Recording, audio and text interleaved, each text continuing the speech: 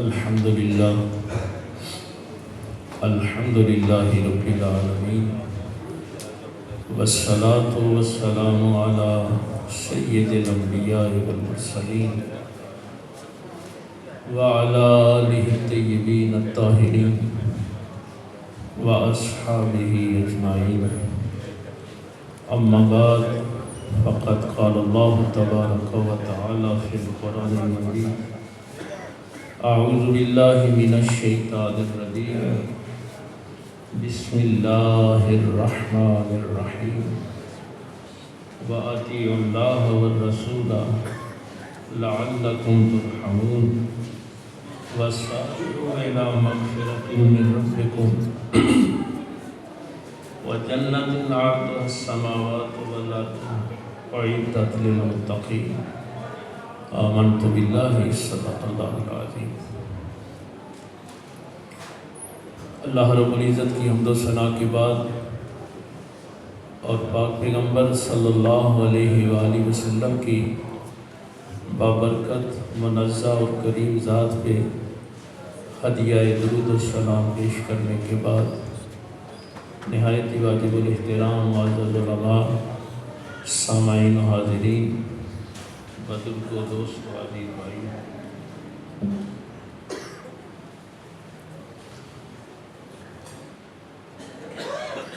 ظاہر ہے اب وقت تو کافی ہو گیا ہے، ہم تو اتنے دیر تک جاگنے کے نہ ہمارے اندر اسٹیمنا ہے، نہ ہم اس وقت گفتگو زیادہ کر سکتے ہیں، اور ویسے بھی ہمارے ماہانہ درس قرآن میں سے رونق زیادہ ہوتی ہے، تو فائدہ کیا ہوا آپ کو اتنا لیٹ کرنے کا؟ لوگ شوق سے درس قرآن سننے آتے ہیں، تو اس محفل کو بھی آپ نے برباد کیا اور اس کو بھی برباد کیا. بہرحال میں تو ظاہر ہے قرآن کریم کا طالب علم ہوں. اشتہار کے اوپر یہ جملہ لکھا ہوا ہے کہ تبلیغی اور اصلاحی. اصلاح کب ہوتی ہے؟ کبھی شاید ہم لفظوں میں الجھ جاتے ہیں اور ان کے مفہوم سے واقف نہیں ہوتے. اصلاح اس وقت ہوتی ہے جب فساد برپا ہو جائے، یعنی فساد کو دور کرنے کے لیے اصلاح ہوتی ہے. تو کیا ہم نے یہ سوچ لیا ہے کہ ہمارے اندر فسادات کتنے ہیں کہ جن کی ہم اصلاح چاہتے ہیں؟ اور کل بھی آپ نے ظاہر رات کو پروگرام سنا، آج بھی سنا، اس میں سے کیا اصلاح کا پہلو نکلا؟ یہ لفظ سلو بھی اسی سے ہے. صلح کب ہوتی ہے؟ جھگڑے کے بعد ہوتی ہے نا، فساد کے بعد ہوتی ہے. میں پھر ظاہر ہے یہ علمی باتیں ہیں، آپ لوگ تو ظاہر ہے ہمارے ساتھ اتنی دیر ہو گئی چلتے ہوئے. یہ صاد اور لام جو ہے نا، یہ جس بھی لفظ کے اندر آ جائے اس کا معنی ہوتا ہے جوڑنا. صاد اور لام جہاں بھی آ جائے، ظاہر ہے میں تفصیلاً تو نہیں بات اشارہ کروں گا.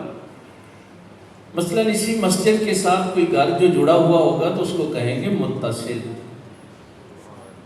صاد اور لام ہے. اصلاح صاد اور لام کے ساتھ آ جائے گا، سلو اسی کے ساتھ آ جائے گا. اور جب اللہ فرماتا ہے نا ان اللہ و ملائکتہ یصلون علی یا ایھا الذین آمنوا صلوا علیہ وسلموا تسلیما. تو یہاں پر بھی ہمارے مفسرین تو کہتے ہیں کہ وجد والا جملہ ہے کہ اللہ اور اس کے فرشتے بھی نبی سے جڑے ہوئے ہیں. مومنوں تم بھی پیغمبر سے جڑے. سبحان اللہ. اس کا ایک معنی عربی میں رابطہ کرنا بھی، صلے کا ایک معنی رابطہ کرنا بھی. تو یہ میں نے دو چار جملے اس لیے عرض کیے ہیں کہ اصلاح تب ہی ہوگی اگر نبی سے رابطہ ہوگا. اگر پیغمبر سے رابطہ نہیں ہے تو اصلاح نہیں ہو سکتی، ممکن ہی نہیں. اب اصلاح پہلے عقائد میں ہوتی ہے، عمل تو بہت بعد میں آتا ہے. بھائی جیسی آپ اچھا عمل کرتے ہیں برا کرتے ہیں، اس کی پہلے کوئی سوچ ہوتی ہے نا، کوئی فکر ہوتی ہے، عقیدہ ہوتا ہے. اگر عقیدے میں ہی فساد ہے تو عمل میں بھی فساد ہوگا. اگر عقیدہ ٹھیک ہے تو عمل بھی ٹھیک ہوگا. یہ میں بہت سی روایات اکٹھی کر کے آپ کو یہ جملہ کہہ رہا ہوں، یہ اپنی طرف سے نہیں کہہ رہا. علامہ راشد صاحب نے بہت خوبصورت بات کی، میں نے پہلے بھی کسی موقع پہ یہاں یہ بات کہی تھی کہ اصول تفسیر میں یہ چیز ہمیں پڑھائی جاتی ہے. قرآن کریم کو ہاتھ بعد میں لگانا ہے. اصول تفسیر میں یہ بات پڑھائی جاتی ہے کہ کوئی کمزور لفظ کسی نبی کے لیے استعمال نہیں کیا. تو یہ چونکہ ہمارے اصول کی کتابوں میں یہ چیزیں لکھی، اور اس کے لیے جو نئے لوگ ہیں وہ سن لیں. باقی جو مسلسل ہمیں سنتے ہیں ان کو تو اس بات کا پتہ ہے، میں نے یہ ازور کروائی ہوئی ہیں باتیں. اندھا ایک عیب ہے، بینائی چلی جائے تو اس کو آپ اندھا کہتے ہیں، عیب ہے. اس کے لیے عربی زبان میں لفظ آتا ہے عمیون، سمم بکمن عمیون، لا تعمل ابصار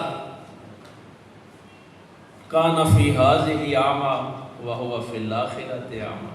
یعنی مختلف شکلوں میں یہ لفظ عمیون آیا ہے، لیکن اللہ نے پتہ کتنی احتیاط، کتنا لحاظ کیا ہے اپنے نبی کا. باقی تمام مخلوقات کے لیے یہی لفظ ہے، لیکن جب اللہ کے پیغمبر حضرت یعقوب علیہ السلام کی یہ کیفیت بنی تو میرے اللہ نے اب لفظ ہی بدل دیا. اللہ نے اب یہاں چونکہ لفظ عمیون میں کمزوری پائی جاتی تھی، عیب پایا جاتا تھا، اللہ نے فرمایا وَبِيَضَّتَيْنَاهُ مِنَ الْحُزْنِ، میرے نبی کی رو رو کر آنکھیں سفید ہو گئی.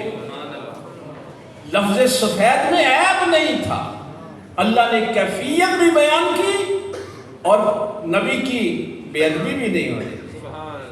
اللہ کو پتا تھا یہ قرآن لوگوں نے پڑھنا. یہ اصول تفسیر کی باتیں، اصول کی باتیں میں نے آپ کو قرآن کریم سے اور بھی میں نے بہت سی، میں نے شاید آپ کو یہ بھی بتایا تھا کہ ہمارے یہاں محفلوں میں بیٹھے یہ کبھی کبھی بات ہو جاتی ہے کہ ویکھو جی حضرت ایوب علیہ السلام کی بیماری کے متعلق ہم نازیبہ باتیں کر دیتے. نہیں، انی مسنی الضر وانت ارحم الراحمین. تو کسی نبی کے لیے بھی چے جائے کہ ظاہر ہے وہ چیزیں ہم پتہ نہیں کس جذبے میں آگے بیان کر دیتے ہیں. تو قرآن کریم نے تو انبیاء کا یہی ادب سکھایا. تو وہ میں جو عقیدے کے فساد کی بات کرنے لگا تھا،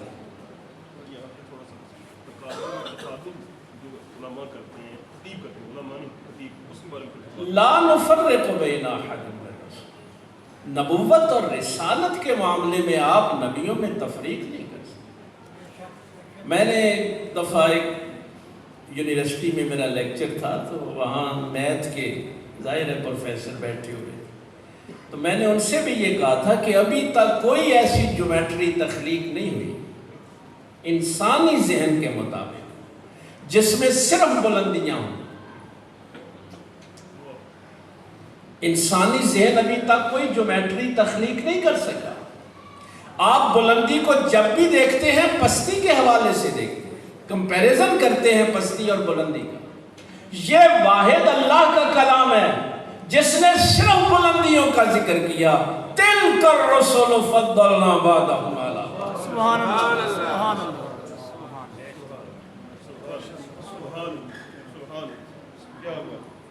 وہ علامہ صاحب نے اس طرف اشارہ کر دیا تو پھر ظاہر ہے بہت سے موضوعات اکٹھے ہو جاتے ہیں. آپ کیا سمجھے امام الانبیاء کی شان کو؟ میں آپ کے لیے یہ چھوڑ کے جا رہا ہوں، آپ ریسرچ کریں، تحقیق کریں، مطالعہ کریں. قرآن کریم میں انبیاء کی جو دعائیں ہیں ان پہ غور کریں. ہر نبی کی دعا ربنا سے شروع ہوتی ہے یا رب سے شروع ہوتی ہے. یہاں یہ موضوع نہیں ہے. اتنا سمجھ لیں کہ جب لفظ رب آتا ہے تو اس کا مطلب ہے کہ وہ عطا کر رہا ہے. ربنا ظلمنا انفسنا ربنا انزل علینا مائدۃ من السماء. جتنی بھی انبیاء ہنالک دعا زکریا ربہ ہب لی من لدنک ذریۃ طیبۃ انک سمیع الدعاء. رب لا تذر علی الارض من الکافرین دیارا.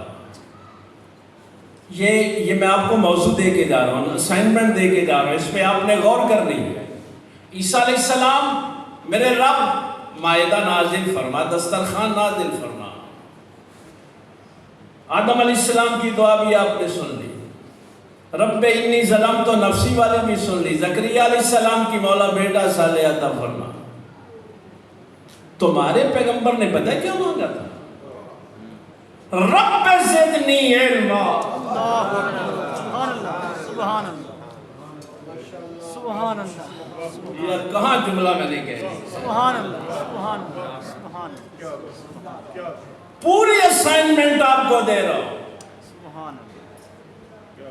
اور کون یہ دعا کر رہے ہیں؟ جن پہ نعمتیں تمام ہو چکی ہیں. وَأَتْمَمْتُ عَلَيْكُمْ نِعْمَتِي. جس امت کے پیغمبر نے دعا بھی کی ہو تو علم کی ہو، وہ امت اب اس قرآن سے دور ہو کر گویوں سے دین حاصل کرے گی. یعنی آپ دین گویوں سے لینا چاہتے ہیں، تو کان پہ ہاتھ لا کے اچھی سر لگا لے گا تو یہ دین آپ حاصل کر رہے ہیں.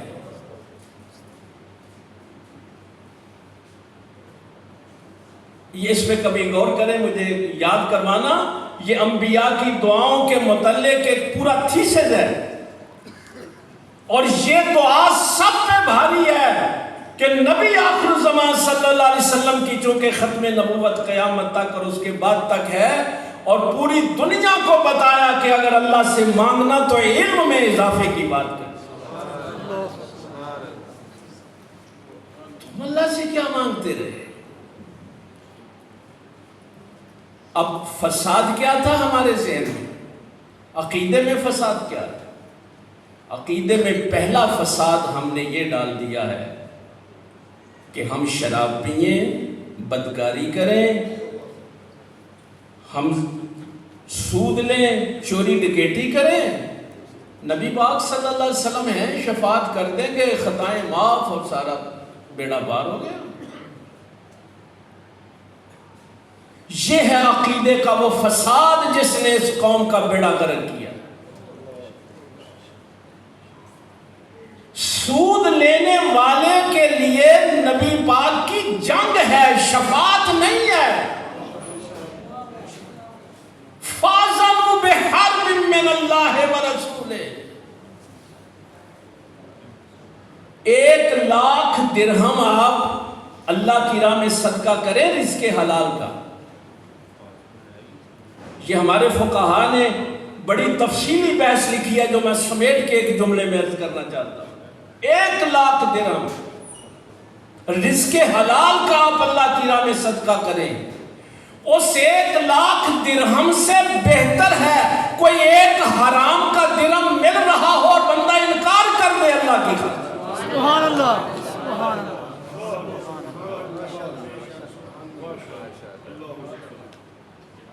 ایک حرام کا درہم مل رہا ہو لیکن خدا کے خوف کی وجہ سے اس کا انکار کر دیا جائے، میرا اللہ دیکھ رہا ہے. اللہ کی رحمت باغیوں کے ساتھ نہیں ہے، اس لیے اس آیت کا میں نے انتخاب کیا، وَأَطِیعُوا اللَّهَ وَالرَّسُولَ لَعَلَّكُمْ تُرْحَمُونَ۔ اللہ کی رحمت اطاعت کرنے والوں کے لیے ہے، رحمت باغیوں کے لیے نہیں ہے جب تک وہ توبہ نہ کرے۔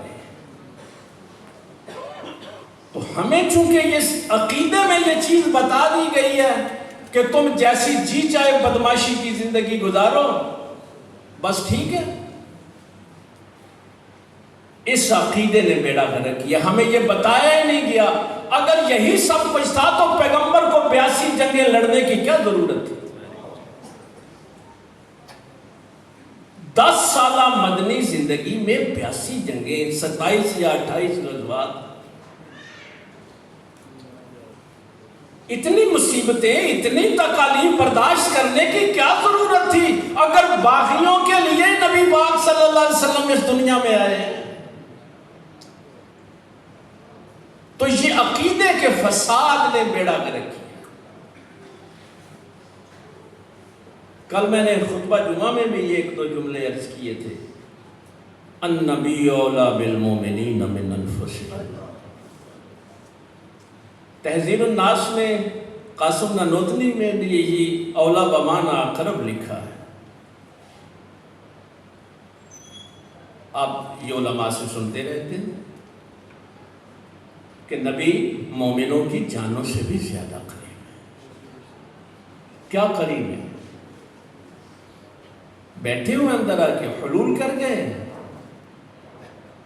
ہمارے مفسرین نے کہا ہے کہ اس اولیٰ کا معنی یہ ہے کہ تم اپنی جان پہ وہ تصرف نہیں رکھتے جو تمہارا نبی تمہاری جان پہ تصرف رکھتا، تم اختیار نہیں رکھتے، تم اپنی مرضی نہیں کر سکتے۔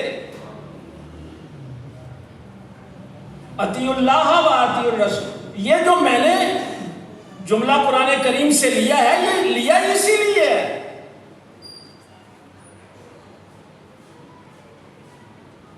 تمہارا جی کرے نا سجدہ کرنے کو، اللہ میری خواہش، یہ میں بات اس لیے کر رہا ہوں کہ اطاعت کے جو مخالف چیز ہے وہ کیا ہے؟ بغاوت ہے۔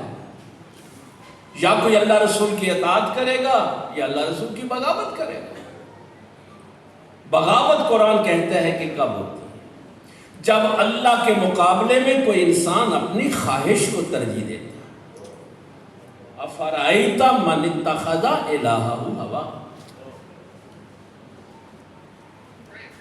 یعنی جب خواہش سامنے آ جاتی ہے تو پھر بندہ کہتا ہے کہ سب کچھ میں کروں گا، اللہ کی اطاعت نہیں کروں گا، اللہ کی فرما برداری نہیں کروں گا۔ اب تیرا جی کرے صبح سورج نکل رہا ہے کہ میں اللہ کو سجدہ کروں، تیری خواہش ہے سجدہ کرنے کی، لیکن تیری جان پہ اختیار تیرا نہیں ہے۔ جب اللہ کے نبی فرما دے کہ یہ کراہت کا وقت ہے، زوال کا وقت ہے، تو سجدہ نہیں کر سکتا، تو اختیار نہیں رکھتا۔ تو حلال روزی نہیں کھا سکتا، حلال بیوی کے قریب روزے کی حالت میں نہیں جا سکتا۔ کیا ہم نے اپنی جانوں پہ اپنے نبی کو یہ اختیار دیا ہے؟ اللہ نے تو مومن کی نشانی یہی ہے۔ نعرے لگانے سے کیا ہوتا ہے؟ ایک طرف میری خواہش ہو، ایک طرف اللہ رسول کا حکم ہو، کون جیتتا ہے؟ خواہش جیتتی ہے۔ اور قرآن کہتا ہے فرأیت من اتخذ الہہ ہوا، اے پیغمبر آپ نے دیکھا نہیں لوگوں نے اپنی خواہشوں کو اپنا الہ بنا لیا۔ یہ بھی میں ایک پوری اسائنمنٹ آپ کو دے رہا ہوں۔ وَلَوِ اتَّبَعَ الْحَقُّ أَهْوَاءَهُمْ، اللہ کہتا ہے کہ حق کبھی خواہش کی پیروی نہیں کرتا۔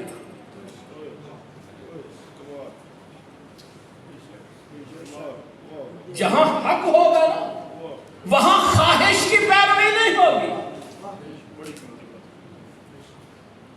ہم نے قرآن کریم کو اس نظر سے دیکھا ہی نہیں۔ عدل اس سے بڑا گمراہ کون ہے جو اپنی خواہش کی پیروی کرتا ہے؟ اللہ فرماتا ہے اس سے بڑا گمراہ کوئی نہیں ہے۔ ہم تو دن رات اپنی خواہشوں کے پیچھے بھاگتے ہیں۔ جو جملہ میں نے آپ تک پہنچانا تھا، مت کہا کریں کہ ہمیں رسول اللہ صلی اللہ علیہ وسلم سے محبت ہے، ہمیں پیار ہے، کوئی ضرورت نہیں یہ بات کہنے۔ اللہ نے میری جان پہ، ایک بندہ مومن کی جان پہ اپنے نبی کو اختیار کیوں دیا؟ یہ پورا تھیسس ہے، یہ بھی اس پہ بڑے تھیسس لکھے گئے ہیں کہ جان بھائی مجھے کس نے دی ہے؟ اللہ نے دی ہے نا، اور اس جان کے اوپر اختیار میرے پیغمبر کو دیا۔ کیوں دیا؟ ساری مخلوق سے اللہ کو یہ گھلا ہے کہ یہ اپنی خواہشوں کی اطاعت کرتے ہیں، اور اپنے محبوب کے بارے میں فرمایا وَمَا يَنْطِقُ عَنِ الْهَوَىٰ۔ سبحان اللہ، سبحان اللہ۔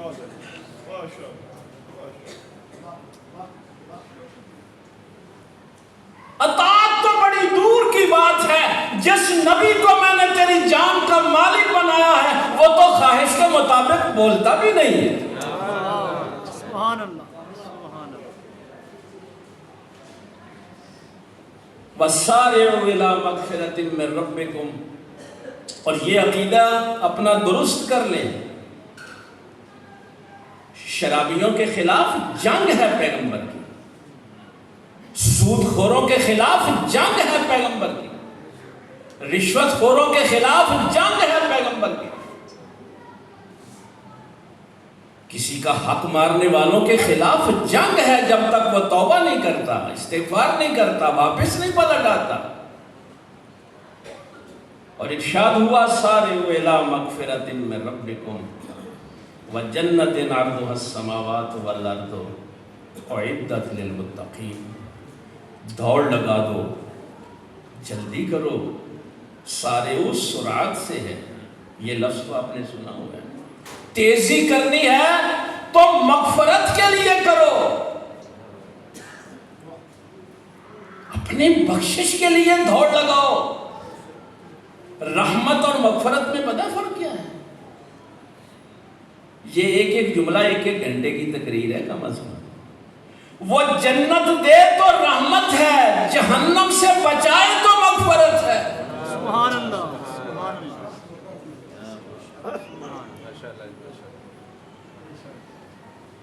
جہاں کہاں دوڑ لگاؤ مغفرت کی طرف، اس جنت کی طرف۔ یہ ساتوں زمینیں اور ساتوں آسمان اس کا عرض ہے، چوڑائی ہے، اس کی لمبائی کا تو کون اندازہ کر سکتا۔ اعدت للمتقین،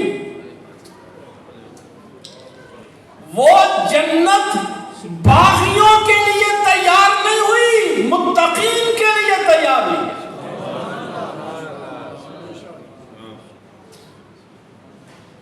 یہ ہمیں عقیدہ کس نے دے دیا تھا کہ اللہ رسول کی بغاوت کرو اور نبی پاک صلی اللہ علیہ وسلم تمہاری شفاعت کے لیے کرے؟ قرآن کہتا ہے رحمت ہے اللہ رسول کی، لیکن اطاعت کرنے والوں کے لیے، فرما برداروں کے لیے۔ جنت ہے تو متقین کے لیے ہے۔ ایسے ہی نا وہ کہتا کہ روزے رکھو تاکہ متقی بن جاؤ۔ عبادات کس لیے کروانا چاہتا ہے؟ متقی بن جاؤ، تقوی اختیار کرو۔ اعدت للمتقین، ہاں یہ دوڑ نہ لگاؤ کہ میرے چچا زاد بھائی کی گاڑی 1 کروڑ کی ہے تو میں نے 2 کروڑ کی لینی ہے، یہ دوڑ نہ لگاؤ۔ اس کی کوٹھی چھوٹی ہے تو میں نے بڑی بنانی ہے، یہ دوڑ ہے۔ اس نے حرام کے پیسوں سے یہ کچھ بنا لیا تو میں یہ بناؤں گا، یہ دوڑ ہے۔ اللہ کہتا ہے دوڑ لگاؤ لیکن مغفرت کے لیے لگاؤ۔ جب مغفرت کے لیے دوڑ لگاؤ گے نا تو تو پھر تم جتنا جی چاہے پیسہ کماؤ، تمہارے اندر ہوس نہیں ہوگی، پھر اپنی مغفرت کے لیے کرو گے نا۔ یہ میں جلدی جلدی صرف آپ کو ترجمہ عرض کر کے، ظاہر ہے تفسیر تو اس کی نہیں، الذین ينفقون فی السراء والضراء، یہ تقوی والے کون ہیں؟ جو تنگی میں بھی اور خوشحالی میں بھی اللہ کی راہ میں خرچ کرتے ہیں۔ ہاں، صرف خوشحالی میں نہیں، تنگی میں بھی خرچ کرتے ہیں۔ ظاہر ہے اردو ہماری بڑی کمزور ہے، اردو میں تو اس کا ترجمہ بھی نہیں ہو سکتا نا، سرائے والضراء۔ پھر ہمارے مفسرین اس کو آگے تھوڑا سا بیان کرتے ہیں کہ زندگی میں بھی خرچ کرتے ہیں، موت پہ بھی خرچ کرتے ہیں، تنگی میں بھی، آسانی میں بھی۔ اعلیٰ حضرت کی وصیت کری آپ نے پڑھی نہیں شاید، آپ نے فرمایا تھا میرے مرنے پہ کھانا تقسیم کرنا، لیکن صرف فقراء کے لیے۔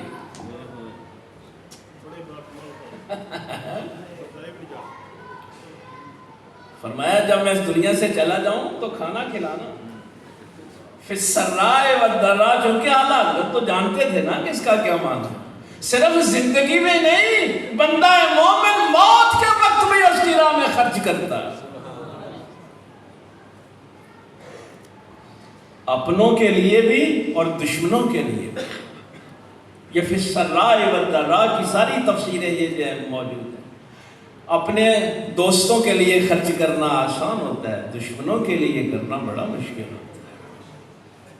فی السراء والضراء، وہ متقی یہ نہیں دیکھتا کہ یہ میرا دشمن ہے، وہ دیکھتا ہے یہ ضرورت مند ہے کہ اشارہ کر دوں آپ کو سمجھ آ جائے۔ قاتل سامنے بیٹھا تھا نا، قاتل بیٹھا تھا، ام کلثوم روئی تھی، حکیم نے کہا تھا دودھ لاؤ شاید اثر کچھ زائل ہو جائے، قاتل نے کہا میں نے اتنا زہر اتار دیا ہے کہ پورے کوفے کو مارنے کے لیے کافی ہے۔ اب وہ دودھ کا پیالہ علی نے کس کو دیا تھا پہلے؟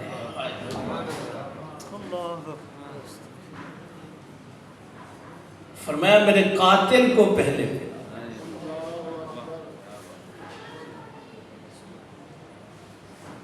فی السراء والضراء، اب آپ ذرا دیکھیں کہ اگر میں اس کی تفسیر بیان کرنا شروع کر دوں تو کہاں تک جائے؟ آپ تو سادہ سا ترجمہ پڑھ کے گزر جائیں گے، تنگی میں اور آسانی میں خرچ کرتے ہیں، ہر حال میں اللہ کی راہ میں۔ کیوں؟ یہ بھی سن لے کیوں کرتے ہیں۔ پہلے پارے میں اس کا جواب دیا، اس لیے کہ وہ سمجھتے ہیں کہ یہ میرا نہیں ہے، وَمِمَّا رَزَقْنَاهُمْ يُنْفِقُونَ، اس کا دیا ہوا ہے نا، میرا دشمن ہے تو کیا ہوا، اس کے دیے ہوئے میں تو سب کا حق ہے، سب پہ خرچ کرتے ہیں۔ وَالْكَاظِمِينَ الْغَيْظَ، اور غصے کو پی جاتے ہیں۔ والعافین، یہ متقی لوگ جن کے لیے اللہ نے جنت تیار کی ہوئی ہے نا، ان کی نشانیاں اللہ بیان کر رہا ہے کہ آپ ایسے نہ کہیں کہ کسی نے بڑی سی پگڑی باندھی ہوگی میری طرح تو وہ شاید متقی ہے، کوئی پیچھے کو 10 نعرے لگانے والے ہوں گے، کوئی بڑا جبہ ہوگا تو وہ متقی ہے۔ اللہ کہتا ہے پہلے یہ تو دیکھو کہ اللہ کی راہ میں خرچ کرتا ہے کہ نہیں کرتا، غصے کے وقت کیا حالت ہوتی ہے، اور بندوں کو معاف بھی کر سکتا ہے کہ نہیں کر سکتا، واللہ یحب المحسنین، اور اللہ تعالیٰ تو احسان کرنے والوں سے محبت رکھتا ہے۔ والذین اذا فعلوا فاحشۃ او ظلموا انفسهم ذکروا اللہ فاستغفروا لذنوبہم۔ یہ متقین کی نشانیاں یاد کر کے جانا جن کے لیے اللہ نے جنت تیار کی ہوئی ہے۔ اب ان سے اگر کوئی بے حیائی کا کام ہو جائے، اپنی جان پہ ظلم کر لیں، تو کیا کرتے ہیں؟ اللہ کو یاد کرتے ہیں، اپنے گناہوں کی معافی طلب کرتے ہیں، وَمَن يَغْفِرُ الذُّنُوبَ إِلَّا اللَّهُ، اور کہتے ہیں کہ اللہ کے سوا کون ہے جو معاف کر سکتا ہے. وَلَمْ يُصِرُّوا عَلَى مَا فَعَلُوا وَهُمْ يَعْلَمُونَ، ایک کام انہوں نے جان بوجھ کے نہیں سن کیتے. متقین کی یہ نشانی بھی بیان کی ہے کہ ارادے سے نہیں کیے تھے، جان بوجھ کے اللہ کی نافرمانی نہیں کی تھی. ان کے لیے اللہ نے جنت تیار کی. تو یہ میں نے آیات آپ کے سامنے رکھ دی ہیں. ویسے تو ظاہر ہے اتنا وقت بھی نہیں تھا میرے پاس، چونکہ مجھے انہوں نے دیکھیے نا یہاں بھی سرکار کا اتنا سخت حکم ہے، لا دین لمن اللہ، اس بندے کا دین ہی نہیں جس کا ہے. یہ ہم مذاق سمجھتے ہیں، یہ وقت دے کر وعدہ خلافی کرنا نہیں. اگر کوئی آپ نے اتنی دیر ہو گئی ہے مجھے سنتے ہوئے، کبھی میں وقت سے لیٹ ہوا ہوں، کبھی میں نے اپنی وعدہ خلافی کی ہے، لیکن یہ کیا سلیقہ ہے؟ ہم تو جب سکول میں پڑھتے تھے تو جو بچہ لیٹ آتا تھا سزا اسے ملتی تھی، یہاں جو وقت پہ آتا ہے سزا اسے دی جاتی ہے.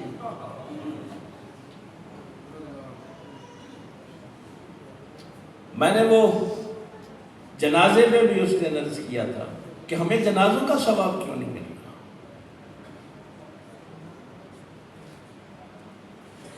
آپ جماعت کے ساتھ نماز پڑھ رہے ہیں،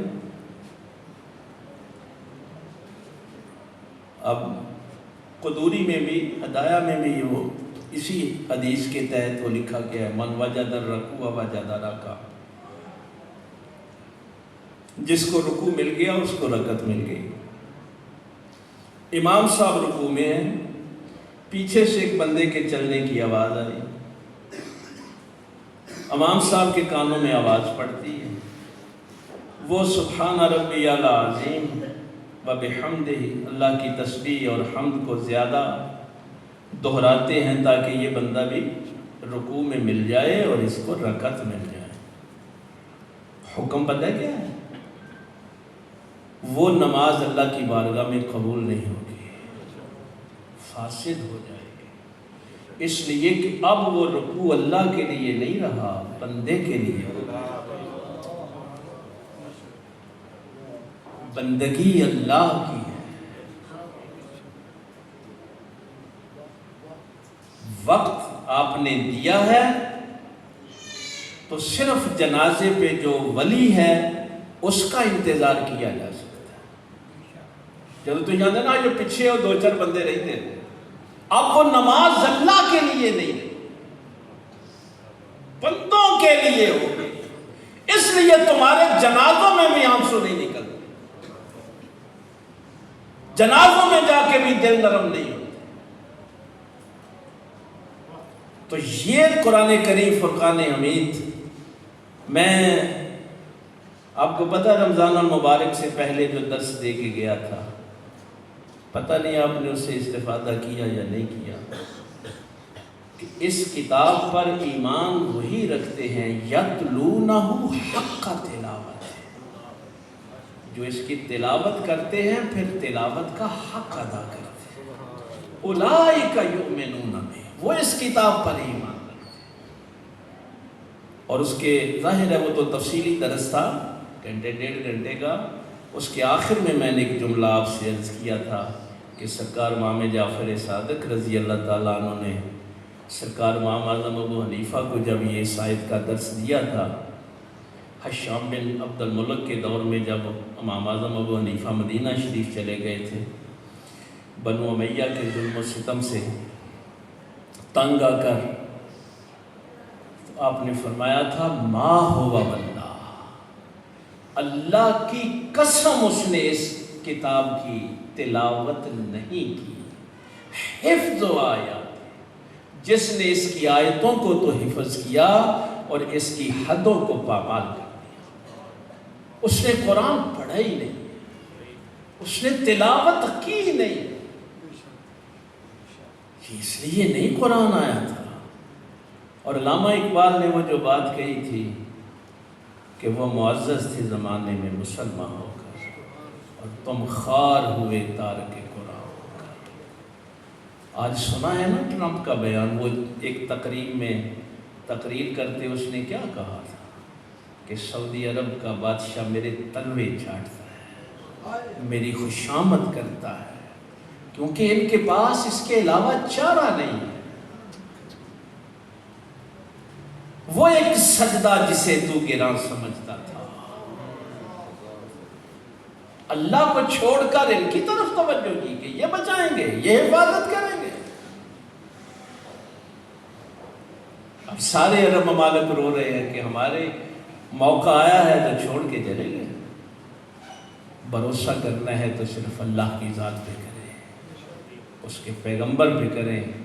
حفیظ جلندری نے بڑا خوبصورت جملہ کہا تھا، نہ تیغ و تیر پہ تکیا، نہ خنجر پر نہ بالے پر، بھروسہ تھا تو ایک سادہ سی کالی کملی والے پر۔ 70 اونٹ 2 گھوڑے 6 زرہیں 8 شمشیریں، بدلنے آئے تھے یہ دنیا کی تقدیریں۔ کبھی بھی اللہ رسول کا در چھوڑ کر کسی اور طرف نگاہ نہ اٹھے۔ اللہ تعالیٰ من کی توفیق دے۔ آخر دعوانا الحمدللہ۔